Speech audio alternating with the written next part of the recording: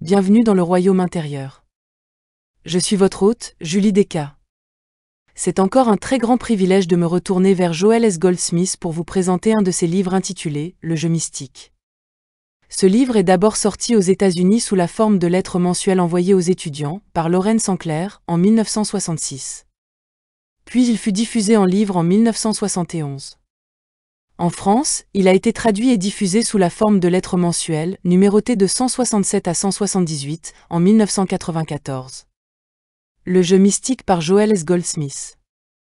Si l'Éternel ne bâtit la maison, ceux qui la bâtissent travaillent en vain. Psaume 127. L'illumination dissout tous les liens matériels et relie les hommes entre eux par les chaînes d'or de la compréhension spirituelle. Elle reconnaît seulement la direction du Christ, elle n'a ni rituel ni règle mais l'amour divin, impersonnel, universel. Elle n'a aucune autre adoration que la flamme intérieure qui est toujours allumée dans le sanctuaire de l'esprit. Cette union est l'état libre de la fraternité spirituelle. La seule restriction est la discipline de l'âme, c'est pourquoi nous connaissons la liberté sans licence, nous sommes un univers uni sans limite physique, un service divin à Dieu sans cérémonie ni credo. L'illuminé marche sans peur par la grâce. La voie infinie. Chapitre 1. Je me tiens à la porte. Voici, je me tiens à la porte, et je frappe. Si quelqu'un entend ma voix et ouvre la porte, j'entrerai chez lui, je souperai avec lui, et lui avec moi. Apocalypse 3, 20. Je me tiens à la porte et je frappe. Qui est ce je qui se tient à la porte? Et à quelle porte ce je se tient-il? À quelle porte sinon à celle de votre conscience? Je me tiens à la porte de votre conscience et je frappe, mais vous devez ouvrir la porte et me laisser entrer, car je suis le pain de vie. Je suis le chemin, la vérité et la vie. Je suis la résurrection et la vie. Je suis venu afin que vous ayez la vie et que vous l'ayez plus abondante. Jean 14, 6. Le je qui se tient à la porte de votre conscience et frappe est le je qui est venu afin que vous ayez la vie plus abondante. Quand vous laissez entrer ce je dans votre conscience, vous avez laissé entrer la vie éternelle, le pain de vie, l'eau de vie et le vin de vie. Vous avez laissé entrer dans votre conscience le pouvoir de résurrection, la résurrection de votre corps, de votre foyer, de votre mariage, de votre fortune et de vos affaires. C'est seulement lorsque vous laissez entrer je dans votre conscience, que vous laissez entrer en vous le secret de la vie. Quand vous reconnaissez que ce je au milieu de vous est puissant, vous ne parlez pas d'un homme ou d'un quelconque individu, vous parlez du je. Fermez les yeux et dites doucement au-dedans de vous, en silence, de façon sacrée et secrète, le mot « je ». Je.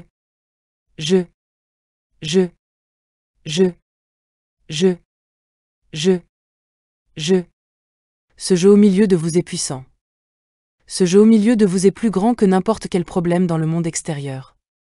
Ce jeu au milieu de vous est venu afin que vous ayez la vie et que vous l'ayez plus abondante. Ce jeu est avec vous depuis, avant qu'Abraham fût, attendant que vous le reconnaissiez. Ne savez-vous pas que vous êtes le temple de Dieu? 1 Corinthiens 3, 16. Ne savez-vous pas que le nom de Dieu est je, ou je suis, et que vous n'êtes le temple de Dieu que lorsque vous avez laissé entrer je dans votre conscience et l'avez maintenu là de façon secrète, sacrée, douce et paisible, de sorte qu'à tout moment vous pouvez fermer les yeux et vous souvenir simplement de je. Ce je qui est au milieu de moi est vie éternelle. Ce je qui est au-dedans de moi est le je qui est puissant. Quand Jésus parle du Père au-dedans, et quand Paul parle du Christ qui demeure en lui, il parle du je suis, le je même que vous êtes, le je que vous venez d'annoncer, qui est au milieu de vous. Le sens personnel de « je » est le je divin. La manière d'éviter de souffrir d'une dose d'égotisme est de faire la différence entre le « je » égotiste, le « je » qui croit qu'il a un pouvoir, qu'il a une sagesse suffisante pour diriger le monde, ou même une sagesse suffisante pour diriger sa propre vie, et ce je au milieu de chacun de nous, ce doux je, que vous prononcez, est de vous souvenir que vous ne pouvez pas utiliser ou influencer Dieu, mais, qu'en vous abandonnant à ce jeu divin, Dieu peut vous utiliser. Dieu peut vous influencer, vous guider, vous diriger, vous nourrir, vous habiller et vous loger. Votre Père céleste, le je que vous êtes, c'est que vous avez besoin de ces choses, et c'est son bon plaisir de vous donner le royaume. C'est pourquoi, si l'ego s'impose à vous de sorte que vous croyez, ne serait-ce qu'un instant, que Dieu est soumis à votre volonté, souvenez-vous vite que ce n'est pas votre volonté qui doit être faite, mais la volonté de Dieu. Et que la volonté de Dieu ne peut être faite que dans la mesure où vous cédez à ce je qui est au-dedans de vous.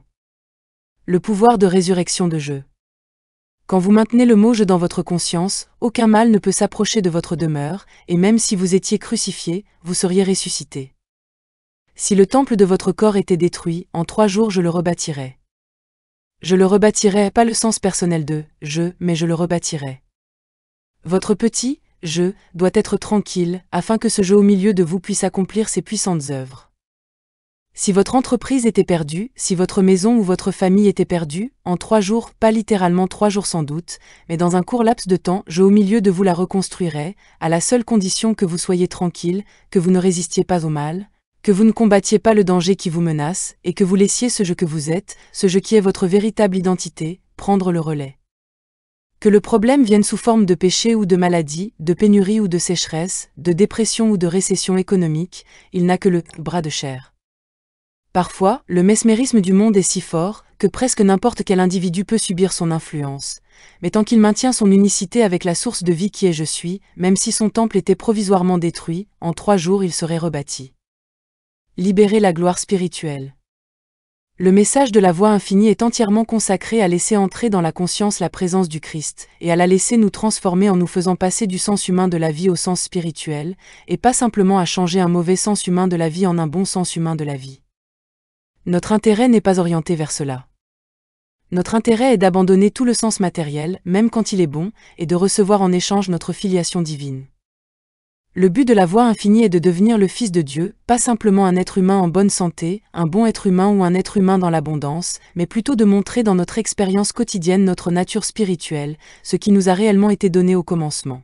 La gloire que j'avais avec toi avant que le monde fût, la gloire spirituelle. C'est pour cela que nous prions. Je me tiens à la porte et je frappe, signifie que la présence et le pouvoir de Dieu, le Christ, se tient à la porte de votre conscience cherchant à être admis. Votre fonction est de répondre, entre, Seigneur, parle, Éternel, ton serviteur écoute. J'ouvre la porte de ma conscience afin que le Christ, le Fils de Dieu, puisse entrer, que l'Esprit soit sur moi et que je puisse être racheté. Ta grâce me suffit, je ne suis donc pas ici à la recherche de santé, d'abondance, d'harmonie ou de paix.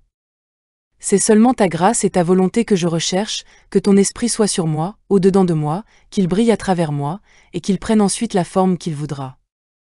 Dans votre expérience humaine, la présence de Dieu peut sembler n'avoir rien fait pour vous. Mais maintenant, ouvrez votre conscience spécifiquement, afin que l'Esprit de Dieu puisse entrer et accomplir sa volonté au-dedans de vous. Cette ouverture de conscience est prière, ou méditation contemplative. Vous contemplez la vérité, reconnaissant la présence et le pouvoir de Dieu, reconnaissant que le Seigneur se tient à la porte, attendant que vous l'invitiez à entrer et à transformer votre vie, pas comme vous voudriez la voir transformée, mais comme elle sera transformée quand l'Esprit de Dieu vous aura entièrement refait à son image et à sa ressemblance. Restaurer les années perdues. Il accomplit ce qui m'est donné à faire. La promesse ne dit pas que Dieu fera ce que vous aimeriez voir faire, la promesse est que Dieu accomplira ce qu'il vous a donné à faire. Puisque vous ne pouvez pas lire le mental de Dieu, vous devez vous tourner au-dedans en réalisant ceci, que ta volonté soit faite, pas la mienne. Quoi qu'il me soit ordonné de faire, quoi que tu aies pour moi, tu l'accomplis pour moi, au-dedans de moi, à travers moi. Prenez alors un moment pour écouter, afin que l'Esprit soit sur vous et continue d'accomplir son œuvre à travers vous. Il est vrai que, tout comme vous pouvez accomplir, avec la force physique, beaucoup de choses que vous aimeriez faire, vous pouvez également, avec la force mentale, en accomplir beaucoup que vous aimeriez faire. Mais si vous voulez être sous la loi de Dieu et la grâce de Dieu, il est nécessaire que vous acceptiez Dieu comme l'intelligence divine de cet univers, et que vous ne cherchiez pas à l'informer, à lui dire ou à le conseiller. Au lieu de cela, restez calme, et reconnaissez que je au centre de votre être suis Dieu, et puis reposez-vous dans la confiance que sa volonté est en train de se faire en vous. Restez tranquille. Ne priez pas avec des mots, ne priez pas avec des pensées, soyez calme. Laissez le Christ entrer et purifier, racheter, nettoyer et restaurer les années dévorées par la sauterelle. Laissez le Christ le faire, n'essayez pas de l'aider, de l'informer ou de l'instruire. Restez tranquille. Il vous rappellera doucement, je me suis tenu à la porte et j'ai frappé, mais maintenant la porte est ouverte, et je suis au-dedans. Je suis plus proche de toi, que ton souffle, plus près que tes mains et tes pieds. Alfred Tennyson. Ce je est la présence et le pouvoir même de Dieu, l'esprit même de Dieu, et il le tout connaissance est au-dedans. Savez-vous pourquoi il est là? Savez-vous pourquoi ce Christ, l'Esprit de Dieu, est venu à vous? Le Maître a donné la raison, je suis venu afin qu'ils aient la vie, et qu'ils l'aient plus abondante, Jean 10, 10. La présence de Dieu, qui me tient à la porte et qui frappe, que vous avez laissé entrer dans votre conscience, je suis venu au-dedans de vous afin que vous ayez la vie et que vous l'ayez plus abondante. Votre fonction est d'être tranquille et de vous détendre dans cette vérité que la présence de Dieu au-dedans de vous est là dans ce but unique. Peu importe ce qu'a été votre vie passée, ou ce qu'est votre vie présente, jusqu'au moment où vous laissez entrer le Christ. Ne vous inquiétez pas au sujet de vos erreurs ou péchés passés, ils ne sont pas comptés contre vous. Pour chaque individu, lorsque le Christ entre, le passé n'existe plus, les péchés anciens sont pardonnés et effacés, en même temps que la pénalité qui les accompagne, et un nouveau jour commence. Même si vos péchés sont comme le cramoisi, ils deviendront blancs comme neige. Isaïe 1, 18. Par conséquent, ne prenez pas sur vous le fardeau des complexes de culpabilité. Extériorisez toute forme de restitution ou de regret possible pour une offense passée, mais ensuite n'y pensez plus. Lâchez-la. Vous ne pouvez pas revivre hier, vous ne pouvez pas vivre même il y a une heure, et tout ce que vous faites est de vous torturer vous-même en apportant les souvenirs d'hier dans aujourd'hui. Si vous ne les y apportiez pas, ils ne pourraient jamais s'y trouver, parce qu'hier est parti et ne peut être revécu que dans le souvenir. Personne d'autre que vous ne peut faire cela, et personne d'autre que vous ne peut lâcher hier. Dès l'instant où vous laissez entrer le Christ, hier disparaît, et la capacité de pécher, de faire des erreurs ou de commettre des offenses de quelque sorte que ce soit s'en va aussi. En sa présence est la plénitude, en sa présence est la paix, en sa présence est l'harmonie. Il ne peut pas y avoir la présence de Dieu en vous et la capacité d'erreur. Cela ne peut pas être. Soit vous m'excluez, moi, l'Esprit de Dieu, le Christ de Dieu, soit vous me laissez entrer, je me tiens à la porte et je frappe. Choisissez ce jour, qui vous voulez servir, Josué 24, 15. Ouvrez votre conscience, parle, Éternel, ton serviteur écoute. Que cela soit répété 10, 20 ou 30 fois par jour, jusqu'à ce que le Christ vous remplisse tellement et remplisse tellement chaque coin et recoin de votre conscience qu'il n'y ait plus de place même pour un souvenir d'hier. Alors le Christ, que vous avez laissé entrer, vous rétablit dans tout ce que vous avez perdu de paix, d'harmonie, de santé, d'abondance, de bonheur ou de compagnie. Tout est rétabli, et d'une manière plus satisfaisante qu'auparavant, parce que jusqu'à ce moment vous n'aviez ces choses que sur le plan matériel.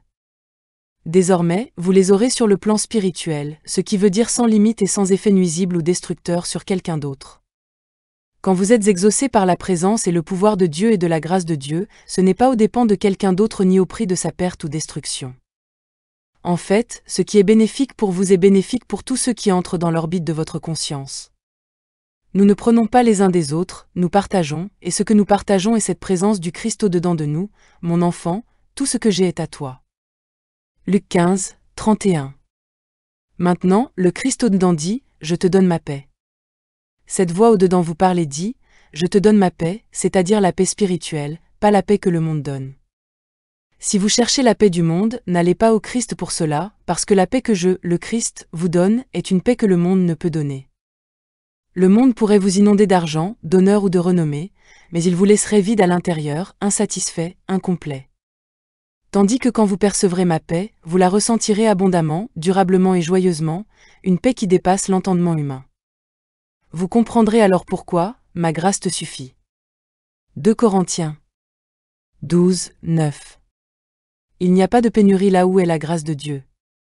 Je te donne ma paix, vous est dit du dedans de vous, du centre de votre être vers la circonférence, je te donne ma plénitude, je te donne mon immortalité, je te donne mon infinité.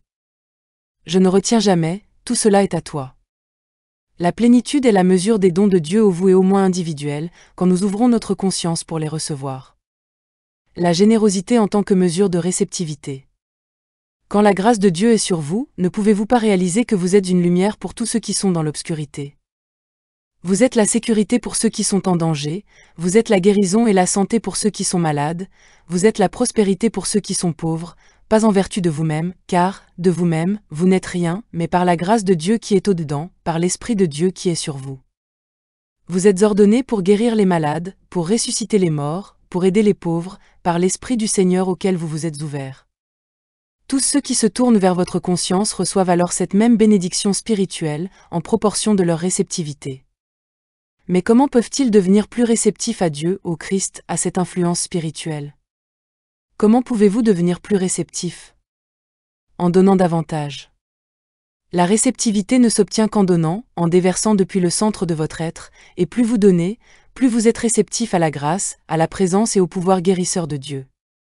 Ce que vous avez à donner est affaire individuelle. La question qui vous vient alors est « Et comment vais-je donner ? À partir de quoi ? J'ai si peu. » Et la réponse est « Cela n'est pas vrai. » Vous avez beaucoup à donner. Vous avez la grâce de Dieu, vous avez tout de Dieu, car Dieu vous a donné la totalité de lui-même. Le Maître nous a indiqué quelques-unes des choses qui peuvent être données, le pardon, la prière. Apprenez à donner le pardon encore et encore à vos amis et à vos ennemis. Vous pouvez prier pour vos ennemis.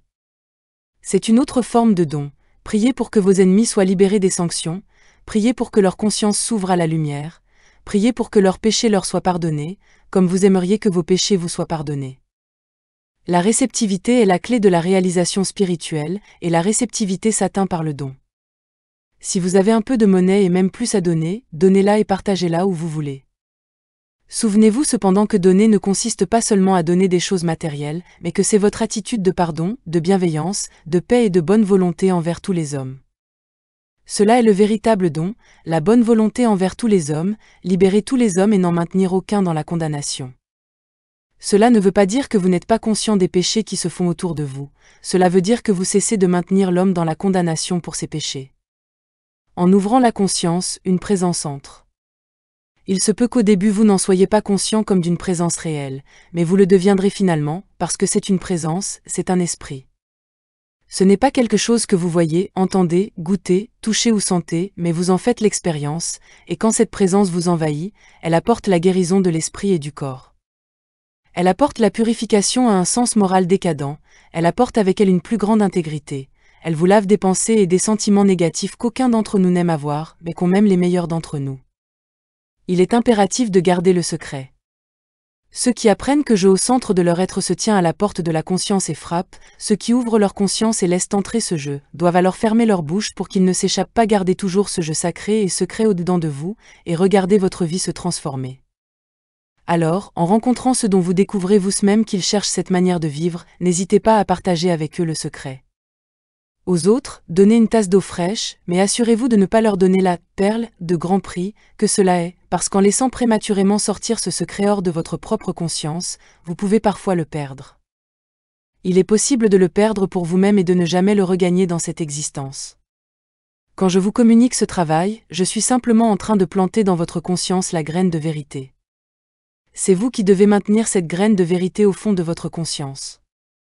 Nourrissez-la en vous en souvenant consciemment, nourrissez-la en la déclarant consciemment au-dedans de vous, nourrissez-la en la gardant sacrée et secrète au-dedans de vous, en n'oubliant jamais, dans n'importe quelle circonstance, de permettre, avant de vous endormir, que votre dernière parole soit « Merci, Père, pour le je qui demeure en moi ». Le repentir, la voie du retour.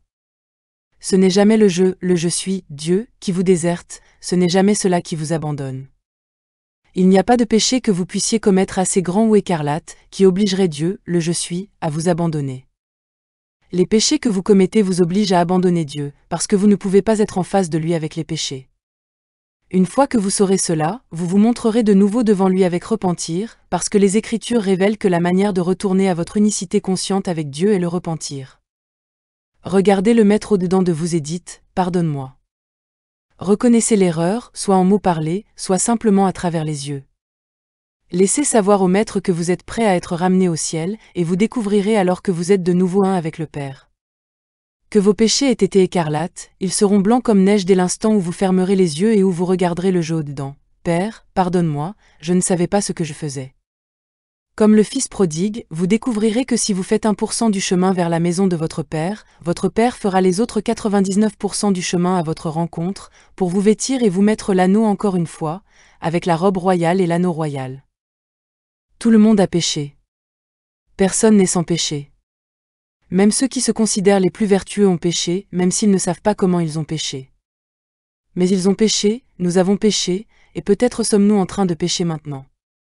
Cela ne peut cependant faire aucune séparation entre nous et notre Père, car si nous avons péché 70 fois cette fois, nous pouvons encore lever les yeux et dire « Père, pardonne-moi. Je ne savais pas ce que je faisais. » Et tant que nous nous tournons vers le Père, vers ce jeu, nous sommes une fois de plus un avec notre source, parce que je suis et notre Père. S'il y avait une quelconque tentation de pécher, d'être malade ou de mourir, une quelconque tentation de se laisser aller à une discorde sur terre, une quelconque tentation de chanceler si vous êtes appelé à faire face à des voleurs, des cambrioleurs ou des assassins, et si à ce moment-là vous maintenez ce jeu au-dedans de vous de façon sacrée, je peux vous assurer qu'aucun mal n'approchera de votre demeure, parce que vous serez en train de demeurer dans le lieu secret du Très-Haut.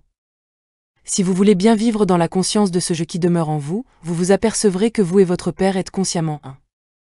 Cela veut dire que vous êtes un avec le pouvoir individuel infini, vous êtes un avec la sagesse individuelle infinie, vous êtes un avec la guidée infinie.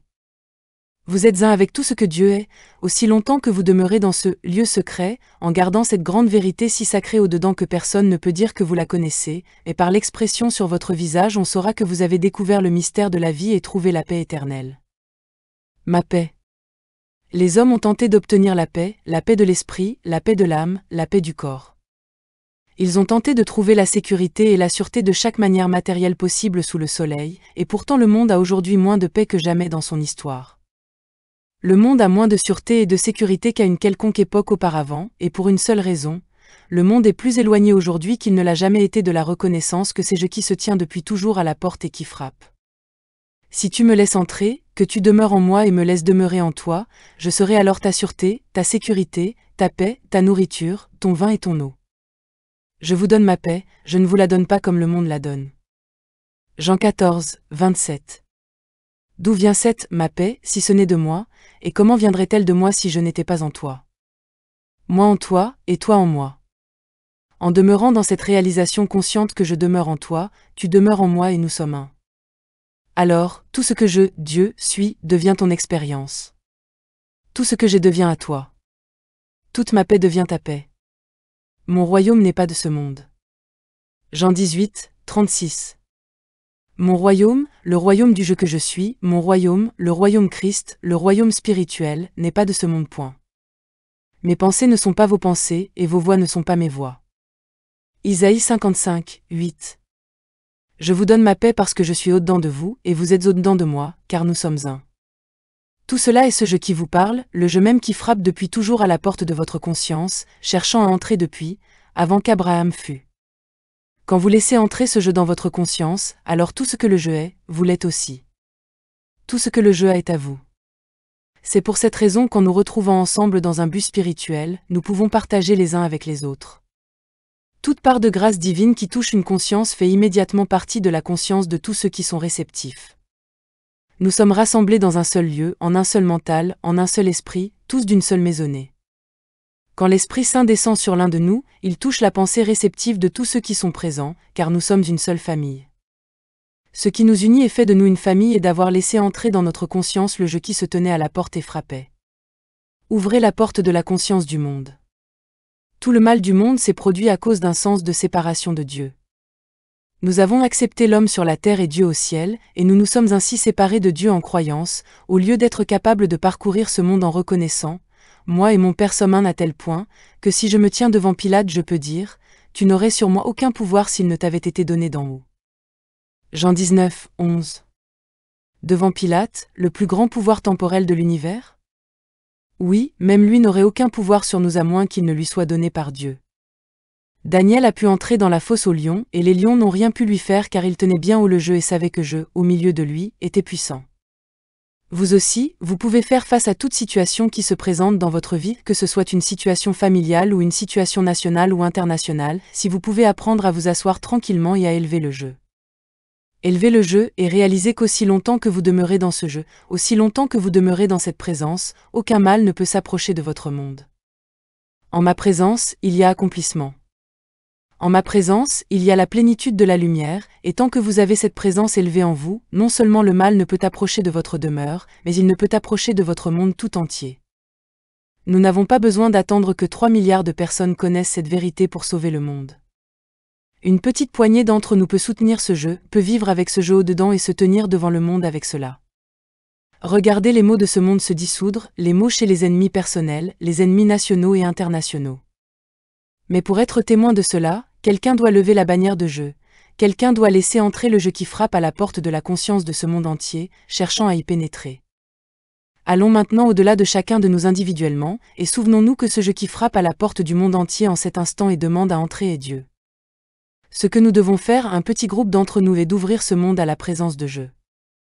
Ouvrez la porte et dites, « Père, entre, car en ta présence il n'y a pas de guerre. En ta présence il y a la paix. En ta présence il y a la plénitude. » Ouvrez la porte de votre conscience. Ouvrez la porte de cet univers et laissez entrer Dieu, car ce monde ne souffre que d'une seule chose, l'absence de Dieu. Pendant tout ce temps, la présence de Dieu, est en train de nous dire, je me tiens à la porte en demandant, en priant de pouvoir entrer. Tout ce que nous avons à faire est d'ouvrir notre conscience et de dire, Père, entre. Entre dans ce monde, entre dans la conscience humaine. Reconnaissons qu'il y a un jeu qui frappe à la porte de ce monde. Ouvrons la porte et laissons entrer Dieu, et vous verrez bientôt à quelle vitesse les péchés, les maladies, les carences et les limitations de ce monde disparaîtront. En ma présence est l'accomplissement. Je vous donne ma paix, mais comment puis-je vous la donner si vous ne me laissez pas entrer dans votre conscience? Comment puis-je vous la donner? Ouvrez la porte de votre conscience, ouvrez la porte de la conscience de ce monde et laissez entrer le Père. Puis contemplez cette influence silencieuse, sacrée et secrète, tandis qu'elle imprègne toute la conscience humaine et révèle finalement la paix. La paix ne viendra pas par l'homme. La paix ne viendra pas par des traités. La paix ne viendra pas par l'armement. La paix ne viendra pas par le désarmement. La paix ne viendra qu'en ouvrant la porte de la conscience et en me laissant entrer, moi, le Père. Chapitre 2, le dévoilement. Moïse a reçu une révélation de vérité absolue. Ce fut, en fait, une révélation de la vérité finale et ultime, et la preuve en est que par cette vérité il fut capable de faire sortir les Hébreux de l'esclavage et de les conduire jusqu'à la terre promise, sans l'aide d'armée ou de réserve de nourriture, mais entièrement sous la grâce de Dieu. Cela est l'une des plus remarquables démonstrations de la grâce de toute l'histoire religieuse. Ce fut une libération massive de gens, accomplie sous la grâce de Dieu, sans la force des armes et sans même une activité organisée. Seul le dévoilement de la vérité ultime pouvait donner de tels fruits. Mais après cette grande expérience, la vérité fut de nouveau voilée, et ce n'est que des siècles plus tard que le Maître, le Christ Jésus, enleva le voile et révéla de nouveau la vérité. Cette vérité lui permit de guérir, d'approvisionner, et aussi de transmettre à ses disciples et apôtres la capacité de guérir et d'apporter la liberté, de sorte que pendant 300 ans après le ministère de Jésus sur terre, la vérité dévoilée fut connue. Et de plus en plus de gens furent libérés parce qu'ils connaissaient la vérité.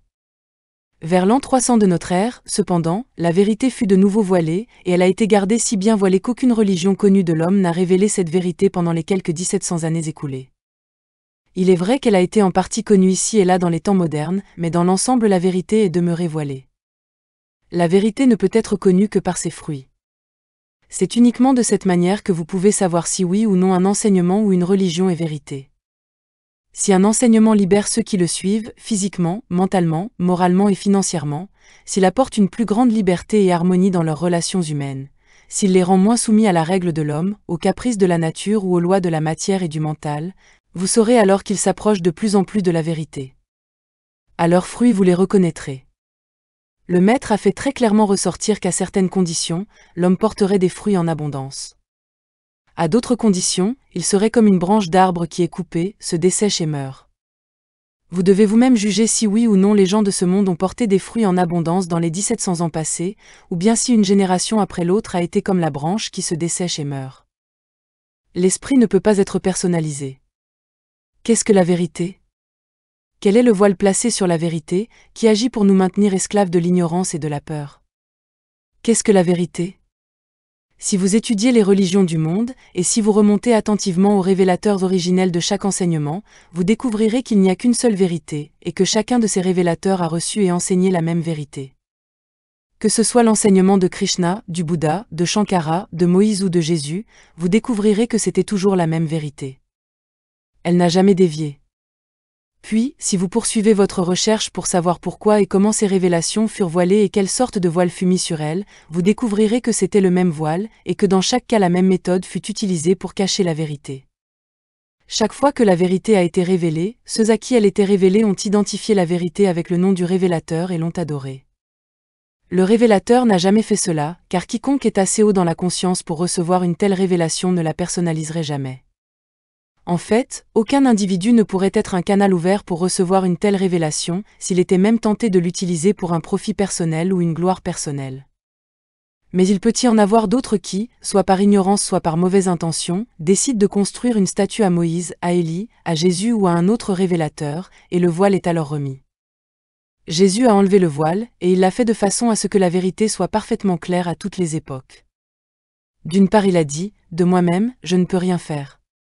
Si c'est moi qui rends témoignage de moi-même, mon témoignage n'est pas vrai. » Jean 5, 31.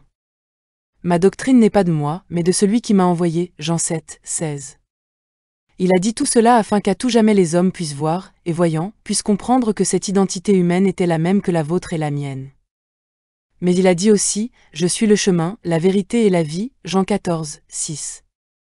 Celui qui me voit celui qui m'a envoyé, Jean 12, 45. Je suis venu afin qu'ils aient la vie et les plus abondantes, Jean 10, 10. Je suis la résurrection et la vie, Jean 11, 25. Au non éclairé, ces deux séries de déclarations semblent irréconciliables, mais il y a une manière de les interpréter, de sorte qu'elles ne soient plus contradictoires. Par exemple, si je dis que je suis un homme de chair et de sang comme vous, cela est incontestablement vrai de l'homme Joël.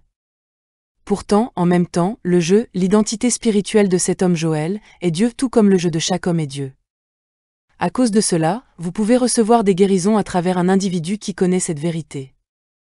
Vous pouvez être transformé, vous pouvez vaincre de faux appétits, votre affaire peut s'améliorer, votre vie de famille peut devenir plus heureuse, parce que je au milieu de lui est Dieu.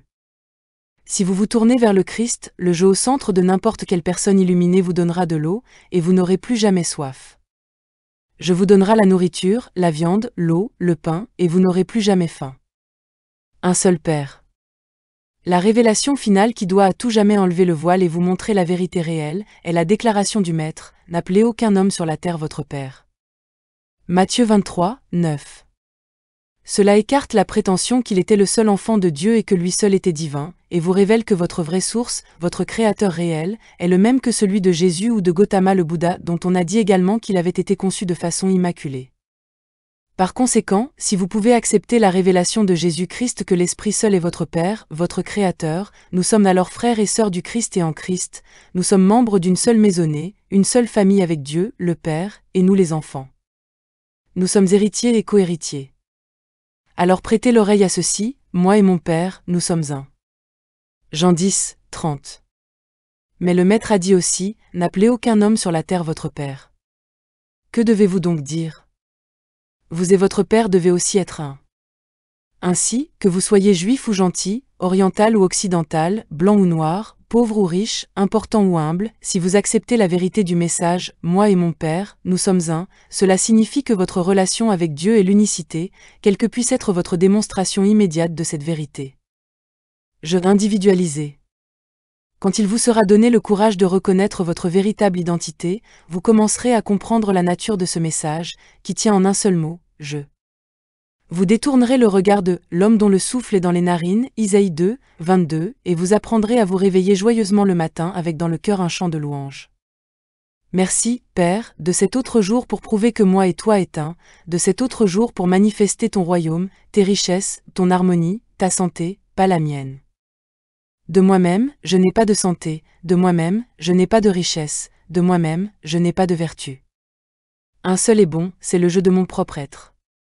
Quand je dévoile la vérité que le je de votre être est Dieu, le Fils de Dieu, et Christ le médiateur, l'individualisation, le lien entre je, le Père, et je, le Fils, je révèle la vérité qui vous libère. Si quelques étudiants, dans le futur, devaient prétendre que Joël est leur maître, vous reconnaîtrez ce qu'ils sont en train de faire, ils remettent le voile sur la vérité.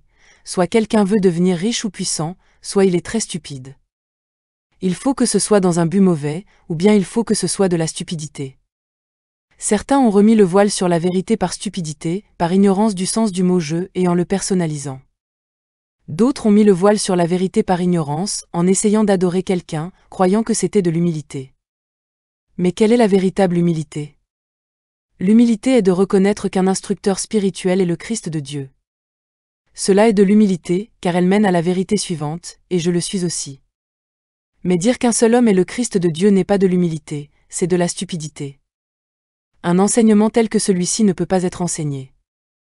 Vous ne pouvez pas monter sur un podium et dire cela à une foule assemblée, pas plus que vous ne pouvez aller dans les églises et les universités et l'enseigner là, parce que le mental à 3 dimensions ne peut pas le recevoir. Vous ne pouvez pas non plus faire du prosélytisme. La seule manière de pouvoir enseigner cela est celle par laquelle je l'ai enseigné. D'abord, cette révélation est venue, que j'ai gardée enfermée au-dedans de moi, secrète et sacrée, jusqu'au moment où je l'ai manifestée dans ma vie. Alors, sans la moindre publicité ou recherche, les étudiants ont commencé à venir à moi. Comment ils m'ont trouvé est un mystère de Dieu, mais ils m'ont trouvé, sont venus et m'ont dit, « Vous avez quelque chose. Partagez-le avec moi. » Je leur ai alors donné cela, un peu à la fois, montrant par préceptes, exemples et démonstrations que c'était vrai, et finalement, après 10 ou 11 ans, ils en avaient tant absorbé que je pus enlever entièrement le voile en disant, « Celui qui m'a vu a vu le Père. » Jean 14, 9. Ceux qui ont entendu cela ne sont pas partis et n'ont pas mal interprété le message, parce que pendant toutes ces années ils ont vu que je ne m'étais pas distingué d'eux, mais que j'avais révélé que chaque vérité dite au sujet de Jésus-Christ, ou de l'un des saints ou sages du passé ou du présent, est la vérité à réaliser au sujet de chaque individu. Une seule individualité divine. Votre responsabilité, tout d'abord, est de prendre le mot « je » de façon sacrée et secrète dans votre conscience, si tant est que la justesse de ceci vous frappe. Gardez cette vérité enfermée au-dedans de vous, jusqu'à ce que petit à petit les rides commencent à s'effacer de vos joues si elles y sont, que l'inquiétude commence à quitter votre front si elle s'y trouve, que la peur commence à disparaître de votre esprit et de votre cœur si elle y est. Et tout d'un coup vous découvrirez qu'il y a une présence qui est allée au-devant de vous pour aplanir les chemins montueux, sans que vous l'ayez consciemment envoyé là. Cela peut prendre 1 mois, 1 an, ou 10 ans, avant que vous ne puissiez briser la croûte du sens personnel et finir par entendre cette petite voix tranquille au-dedans de vous-même, mais quand vous l'entendez, elle vous dit « Sois tranquille, et sache que je suis Dieu ». Elle ne dit pas que Joël ou Marie est Dieu. Non, non. Elle ne dit pas que Guillaume ou Robert est Dieu, ou Mildred. Elle dit toujours « je ». Et savez-vous ce qu'elle dit d'autre ? N'aie pas peur, car je suis avec toi. Je ne te quitterai et ne t'abandonnerai jamais. N'aie pas peur. Que vos péchés soient écarlates, dès l'instant où vous reconnaissez le jeu au milieu de vous, vous êtes blanc comme neige. Vous découvrirez alors pourquoi l'Écriture souligne que Dieu n'est pas dans la tempête, Dieu est dans la petite voix tranquille. Où est la petite voix tranquille ? Le Maître nous dit que la demeure de Dieu n'est ni ici, ni là-bas, ni sur des montagnes saintes ni dans des temples saints, mais au-dedans de vous. C'est là qu'est la petite voix tranquille, au-dedans de vous. Si vous êtes le meilleur être humain sur la face de la terre, vous n'êtes pas plus près du ciel que le pire. Aucun être humain n'entrera dans le royaume de Dieu, même s'il est aussi bon que Jean-Baptiste. Le plus petit de ceux qui reconnaissent leur unicité avec le Père est plus grand que Jean-Baptiste, même s'il était le plus grand prophète hébreu. Pourquoi ? Parce qu'il avait encore un Dieu séparé et distinct de lui-même.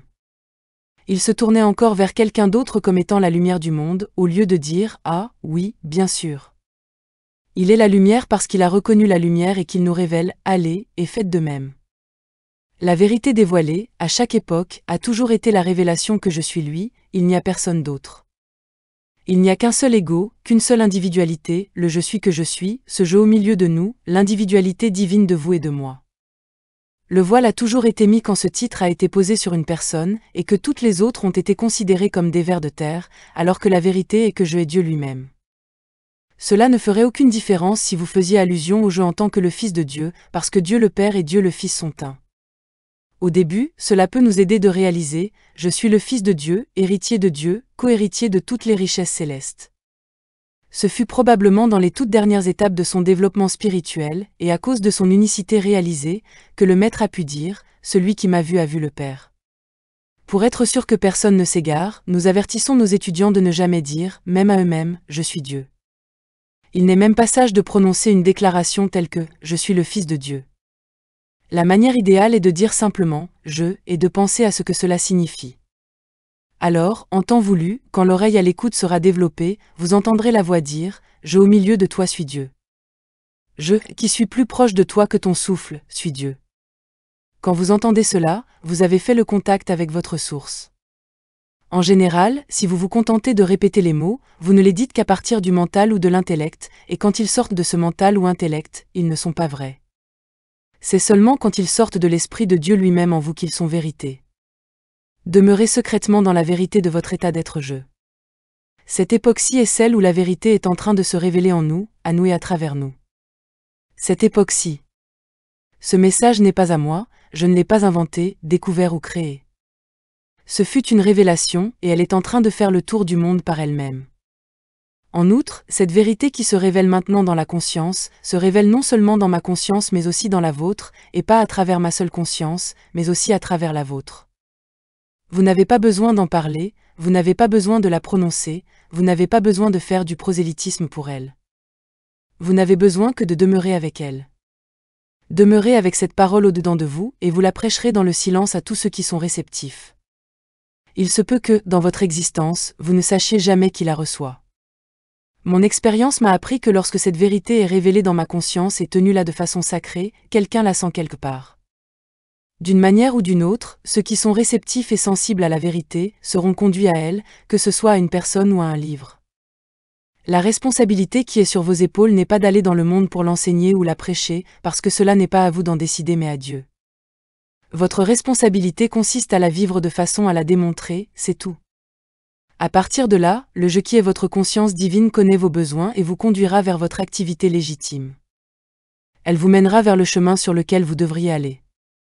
Quand Pilate demanda au maître, « Qu'est-ce que la vérité ?», le maître demeura silencieux. Comment pouvait-il dire à Pilate, à n'importe quel Pilate, « Je suis la vérité ». En fait, je n'aimerais pas du tout le dire même à la plupart de mes étudiants.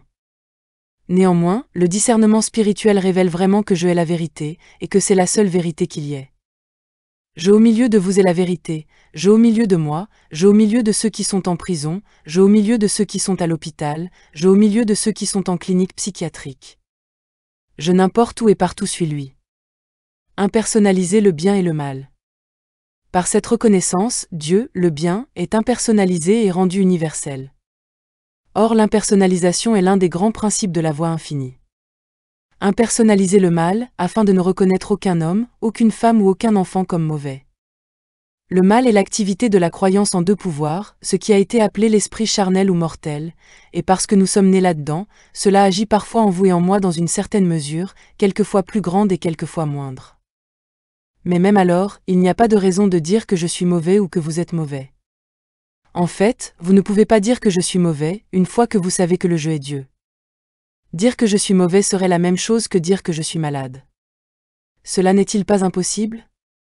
Imaginez l'enfant de Dieu malade, pauvre, mort. Vous pouvez presque en rire, tellement c'est ridicule. Vous pouvez penser que le manque ou la limitation se présente à vous pour vous tenter, ou bien le péché, les faux appétits ou la maladie, mais vous ne pouvez pas dire « je suis malade » ou « pauvre » ou « pécheur ». En fait, vous ne pouvez même pas dire « je suis bon » ou « je suis mauvais ». Dieu ne connaît ni bonté ni méchanceté, ni santé ni maladie, parce que je est éternité incorporelle. Demeurez dans le mot « je ». Laissez ce « je » demeurer en vous et reconnaissez son identité. Ne laissez jamais personne vous le voiler de nouveau. Gardez-le sacré et secret. C'est pourquoi, quand cette mission m'a été donnée, les derniers mots que j'ai reçus à mon initiation furent ceux-ci : ne cherche jamais un étudiant. Partage librement avec ceux qui viennent à toi. Cela a été la base de la voie infinie depuis son commencement, jamais de publicité n'a été faite pour elle, elle n'a jamais cherché à aller dans le monde pour le corriger, le réformer ou le changer. Elle a attendu patiemment, pendant des années, que ceux qui étaient prêts à recevoir la grâce viennent et la reçoivent. Cherchez uniquement à démontrer Dieu, et les choses de la santé, les ressources, la compagnie, le foyer et le bonheur vous seront ajoutés. Je au milieu de moi est Dieu, et je peux me reposer et me détendre dans l'assurance que je au milieu de moi ne me quittera et ne m'abandonnera jamais. Si je monte au ciel, je serai là, et, si je fais mon lit en enfer, je serai là. Si, je marche dans la vallée de l'ombre de la mort, je serai là. Quand vous pouvez vous reposer et vous détendre dans cette assurance, vous pouvez aller de l'avant, car il ne s'agit pas de savoir si oui ou non vous restez sur terre à tout jamais. Ni la vie ni la mort ne peut vous séparer de l'amour de Dieu, ni la vie ni la mort ne peut vous séparer du jeu de votre être. Par conséquent, dans ce que le monde appelle la mort ou l'expérience suivante, quoi que ce soit, vous vous occuperez encore des affaires de votre Père dans la mesure de votre réalisation de jeu. L'universalité de jeu. Maintes fois dans les écrits, vous avez lu que, jamais dans toute mon existence, je n'ai donné un traitement à qui que ce soit, et c'est vrai. Pourquoi ? Il faut que vous connaissiez maintenant mon secret, le jeu de moi et le jeu de vous. Quand je dis que je vais vous aider, est-ce que je parle de Joël, ou bien du je de vous qui est au-dedans de vous? Je reconnais votre état être je. Je ne dis pas que le je de moi est plus grand que le je de vous, et que par conséquent je, Joël, vais vous aider. Oh non, je reconnais la nature universelle de je, c'est pourquoi si je vous dis que je vais être avec vous à l'instant, même si vous étiez à 20 000 km, cela n'aurait aucune importance. Je vais être avec vous parce que je suis au milieu de vous. Je suis plus proche de vous que votre souffle. À cause de cette vérité, vous n'aurez jamais à transmettre des pensées à vos patients ou étudiants, ou aux membres de votre famille. Il vous suffit de reconnaître je au milieu d'eux, et de faire confiance à ce je pour accomplir sa fonction. Si vous envoyez votre fils ou petit-fils à l'école et croyez que le je de vous à la maison va prendre soin de cet enfant dans la rue, vous serez déçu. Si vous envoyez cet enfant dehors, sachant que je au milieu de lui est Dieu et que partout où il va, je vais, il marchera en sécurité. Ne voyez-vous pas la signification de ce qui nous a été donné dans l'histoire de Ruth et Naomi? Partout où tu iras, j'irai. Ruth 1, 16. Vous aurez beau essayer, pourrez-vous vous séparer de je? En reconnaissant en moi, vous reconnaissez mon état Christ, vous priez pour moi, vous me traitez et me bénissez. Quand je reconnais que ce je au milieu de vous est votre état Christ, votre filiation, c'est l'unique prière ou traitement que je puisse prononcer. Autrement, je ne fais qu'exercer le pouvoir d'un esprit sur un autre, et cela ne fait pas partie de la pratique de la voie infinie, qui n'est jamais fondée sur la suggestion mentale. Il ne s'agit pas pour quelqu'un de contrôler le mental de quelqu'un d'autre, ni pour un esprit fort d'affermir un esprit plus faible. C'est une pratique dans laquelle il m'a été révélé que je suis Dieu. Je au milieu de vous suis Dieu. Je au milieu du monde animal, du monde végétal, du monde minéral suis Dieu, c'est pourquoi mon unicité avec Dieu constitue mon unicité avec tous les trésors spirituels du ciel et de la terre. Ce n'est qu'en vertu de mon unicité avec le Père que j'ai accès à la santé, à la richesse et à l'abondance de tout bien spirituel. La grâce de je suffit en tout. La voie infinie enseigne que vous pouvez prier pour n'importe quoi, tant que c'est quelque chose de spirituel.